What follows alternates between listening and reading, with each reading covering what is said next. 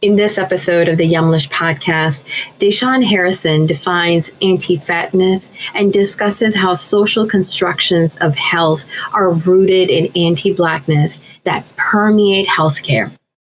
They talk about the inequalities fat Black people face in medicine and how to debunk the social notion that fat is bad.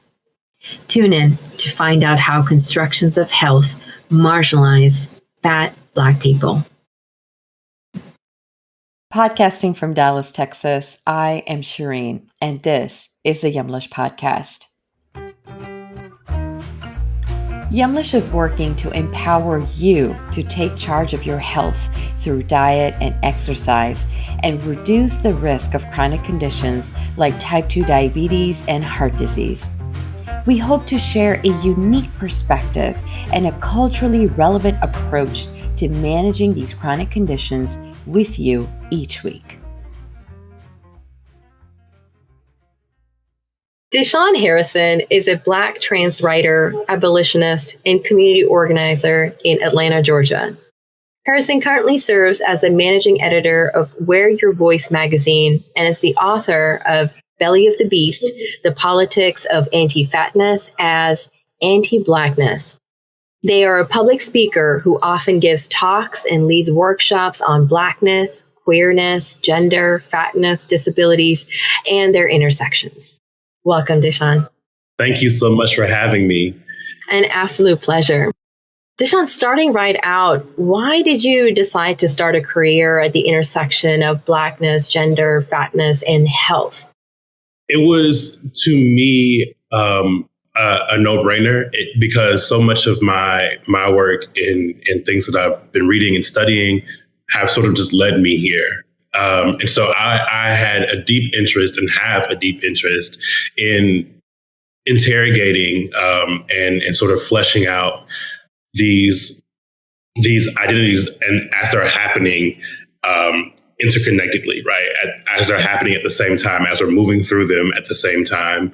And so because I live with these identities, because I am a fat Black trans person, right, who is also disabled, it was important for me to be able to produce work that didn't ask me to compartmentalize my identities, but instead interrogated or sort of investigated how these identities sort of function together. That's interesting. And tell us a little bit about what is anti-fatness and how does it really manifest in our society today? I love this question because, as the book is titled Anti-Fatness as Anti-Blackness, a lot of folks have often sort of asked the question of what does that mean? How are we defining that and how can we really understand that concept?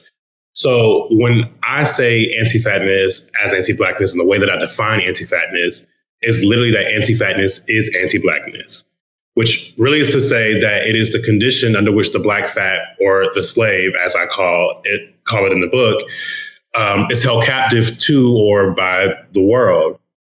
To me, anti-Blackness creates the world and gives meaning to everything in it. And what that means is that anti-Blackness functions as a schema or an outline or a paradigm of sorts of the logical or illogical production of Black flesh. So in other words, anti-fatness is the framework by which the Black fat subject is forced to be inhuman or an object or the beast, by way of the title of the book. It's the cosmic or universal or intercontinental or global structure, however you want to refer to it, that determines how we are engaged in life and in death, as well as who lives and who dies. And so in that way, fatness, just as Blackness, is always and already criminalized, penalized, objectified, marginalized, and defined by the libidinal economy or the collective unconscious or simply by society. And walk us through how are anti-fatness and fear of obesity rooted in anti-Blackness? So Sabrina Strings in Fear in the Black Body, she writes of basically the origin of anti-fatness or fatphobia as a coherent ideology. That's in her introduction, I believe, like on page 4. She just comes out the gate swinging. And so much about the fear of quote unquote obesity is rooted in the way that fatness is read on, as she names, part Africanoid bodies, Black bodies. So the fear of fatness, or really the fear of Blackness, is so much about the way that fatness is proportioned on or shows up on Black bodies, on African bodies, which really is, again, to say that so much about fatphobia or anti-fatness is rooted in the very anti-Black structure that allows people to fear Blackness as beastliness and therefore fatness as Blackness. Interesting. How can we apply the concept of intersectionality to fat Black people and help us define that a little bit? Yeah, so there's a wonderful Black feminist scholar named Jennifer Nash who wrote a book titled Black Feminism Reimagined After Intersectionality. And in that book, she really is walking the reader through sort of the history of the concept of intersectionality. So I name her and I name that to say that I'm less interested in defining intersectionality and more interested in talking about sort of the role that intersectionality plays in being a part of a long history of like a cohort of terms, as she names it, that talk about the interconnectedness of marginal experience. And that's really what Black feminism is founded on. That's the foundation of Black feminism. And it is, that's what intersectionality generally means, is to work through the interconnected experience of varying marginalized identities. And in particular with intersectionality, it was meant to be about Black women. So the question that you're asking is about sort of how that applies to fat Black people. To me, I think that it's important to recognize the way that there's a crossroad at which fat and Black meet that produces anti-fatness as a coherent ideology through anti-Blackness. That is the intersection. That is the crossroad. That's the interconnected experience. And so it manifests itself in every way that anti-fatness or anti-Blackness does in the world, right? Through, as I talk about in the book, through health, through policing, through gender, through the ways that we talk about abolition, through desirability, through body positivity and self-love and confidence. All these things are different sort of manifestations of the way that anti-fatness as anti-Blackness, or the interconnected experience of fatness and Blackness, rears its head. I want to peel back a little bit on what you just said about health. Can you give us an example of how health in particular has been constructed as the antithesis to Blackness, if you have an example or a story to really help us understand that? Yeah. So in the very beginning of chapter 3 of my book, that entire chapter is about health. And if I can, really quickly, I'm going to try to find the first chapter so that I can read to you the very beginning of that, so I can have the definition. The definition that I use in this chapter is from the World Health Organization, which that definition is widely accepted and undisputed by so many folks in the public health field, as well as folks outside of that field, which is why I use it. So, according to the World Health Organization, health is the state of complete physical, mental, and social well-being, and not just the absence of disease or infirmity.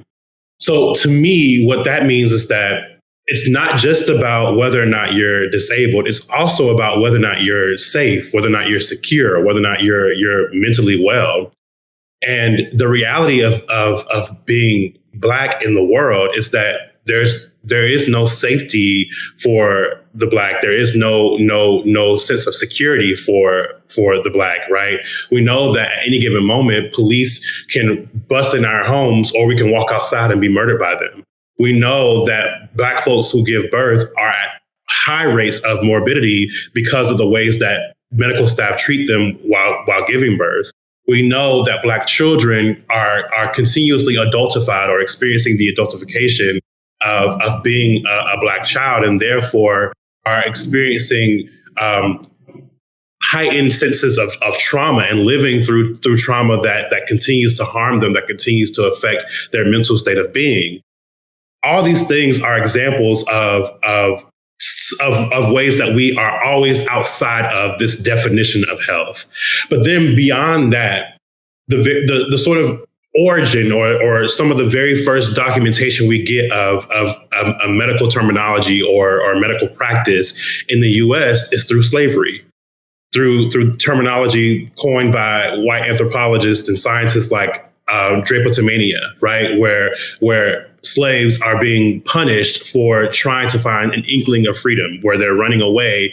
And because they run away, now they're being deemed mentally unfit or mentally ill, and therefore whipped and punished as a way to discipline them. That's the origin of medical science and race science and the medical industry in the US. So if that is the case, then as I understand it, the very foundation of health is one predicated on anti-Blackness.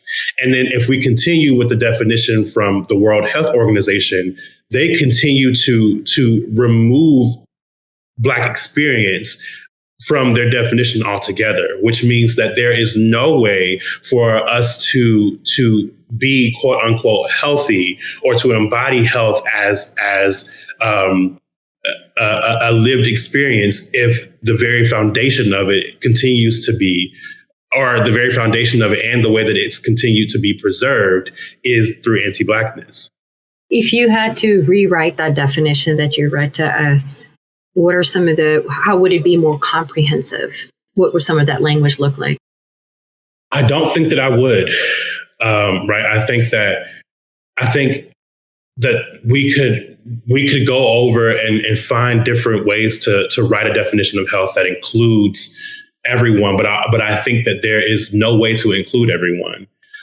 Because the foundation of this term and therefore the foundation of this practice is anti-Black. So to me, it would be a sense of reform. But as so many folks know, reform never actually gets it completely right. There's always still someone who's left out. And in some cases, it's made worse than the original concept. So for me, my greatest interest is in destroying this terminology altogether, not redefining it, because I recognize the harm that it continues to do and will continue to do to the Black fat in particular.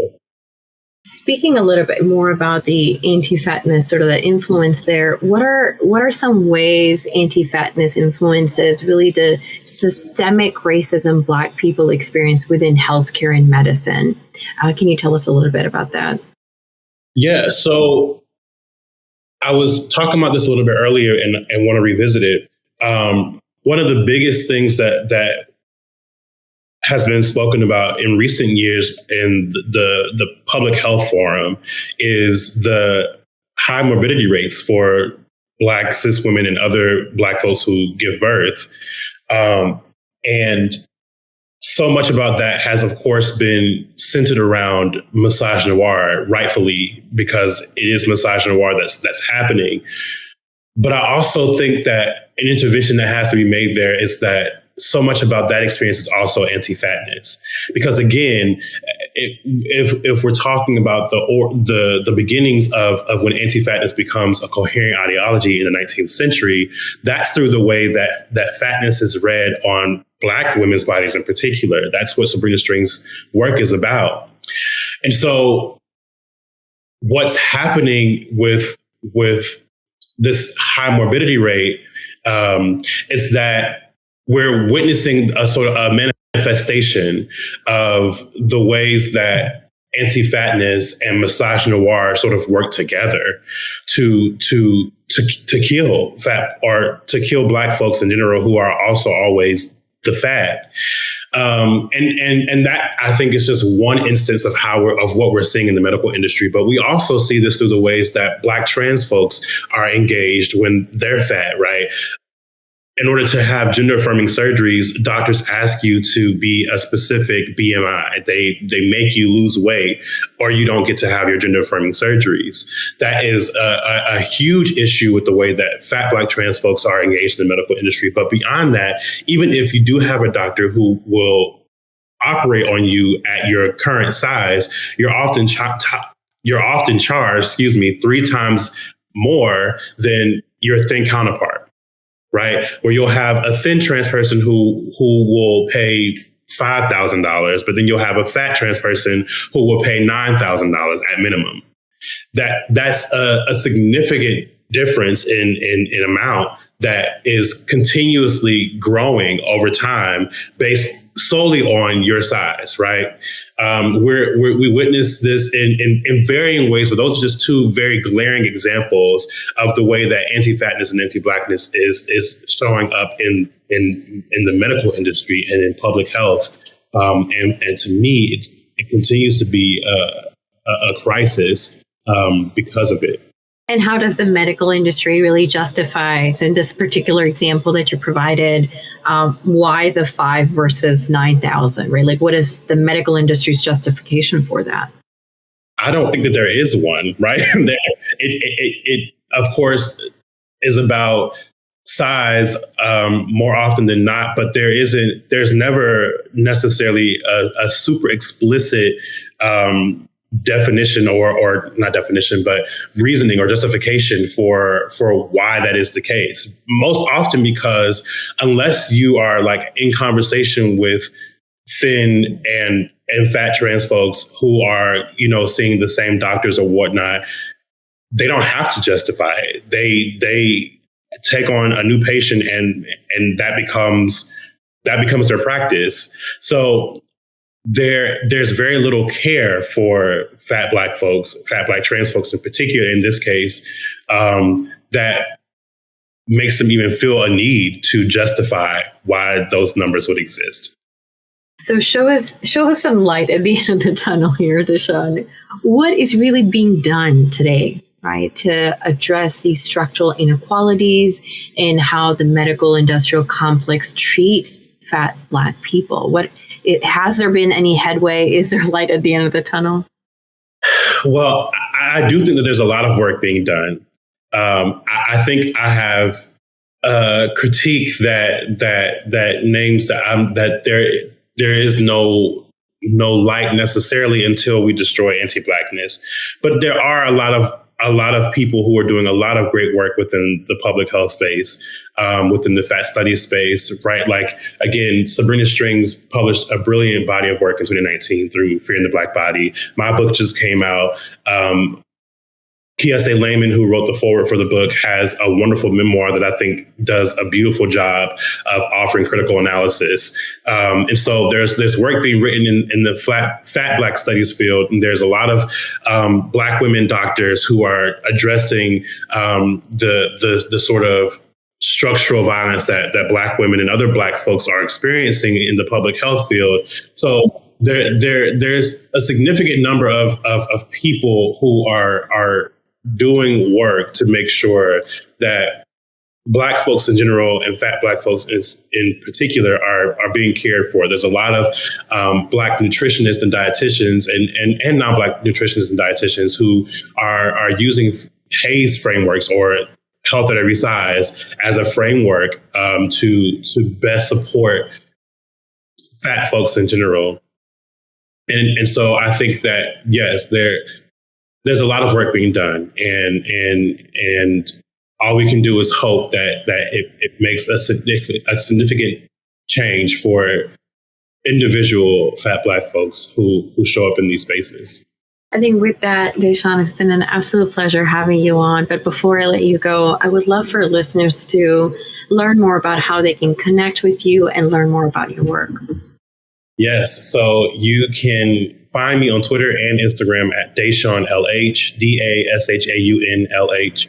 And you can find my portfolio and my services and merchandise and all of that on my website at DashaunHarrison.com. And you can also find how to contact me through my website as well. So, and of course, the book is sold everywhere where books are sold. Please purchase the book wherever you can, whenever you can. The second print will be available October 7th. Give us the name of the book one more time. Belly of the Beast, The Politics of Anti-Fatness as Anti-Blackness.